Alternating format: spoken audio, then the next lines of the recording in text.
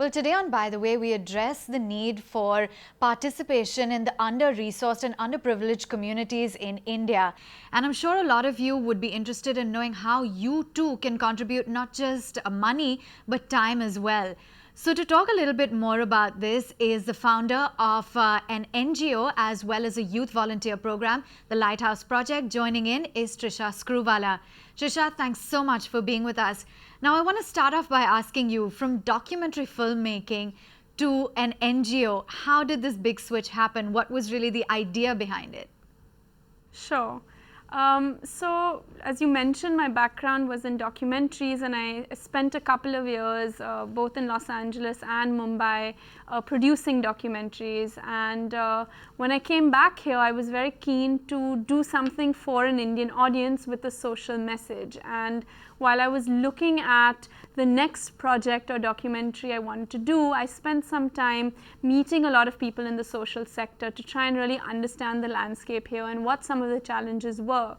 And in that time, I realized that there was a very limited platforms for people to volunteer, and so that's really what inspired me to start something like Lighthouse. Yeah, I know you spoke about how really this works, but if you could just, for the uninitiated, give us a sense as to if someone wants to sign up or if they want to participate in the Lighthouse Project, how exactly can they go about it and how does it work? Sure. So what we do essentially is we get working professionals or college students to each mentor one child from an under-resourced community, and each mentor goes through a training, an orientation, and is provided the resources and tools to be able to work with these kids and help develop their life skills, their social skills, and also expose them to a world beyond their own community.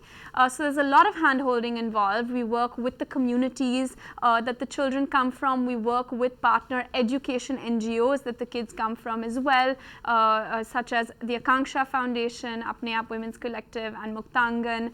For anyone interested to apply, they can just go onto our website, lighthouseproject.in, and apply to be a mentor. And I can vouch that being a mentor is one of the most fulfilling things I've done. But Trishya, you did touch upon the point, bringing some of these children out of their own community.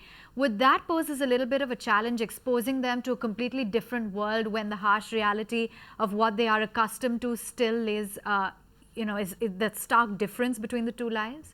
Yeah, that's a good question, Ava, and I think there is a fine line between exposing these children to a world beyond their community and also exposing them to a world that is beyond their reach, and which is why we, as the Lighthouse Project, are very involved in each individual relationship. It's why we are at 400 mentors and 400 kids in total, so that these can be monitored. We also do have very strict guidelines in place so that exposure visits remain within educational means rather than to be anything beyond that. We do have mechanisms in place to ensure that the program really is about exposure to different possibilities and different opportunities that perhaps the kids would not be exposed to in school, or that perhaps at home the home environment is not so conducive towards. So the focus is more on skills that will allow for job readiness once they cross the 10 standard. Thank you so much, Trishya, for joining in. Thank you. Thanks very much for having me. Find us on Facebook at facebook.com/ETNow, and don't forget to click the like button. You can also follow us on Twitter at ETNowLive. To stay updated with all our programming, hit the subscribe button on our YouTube channel by logging on to youtube.com/user/ETNow.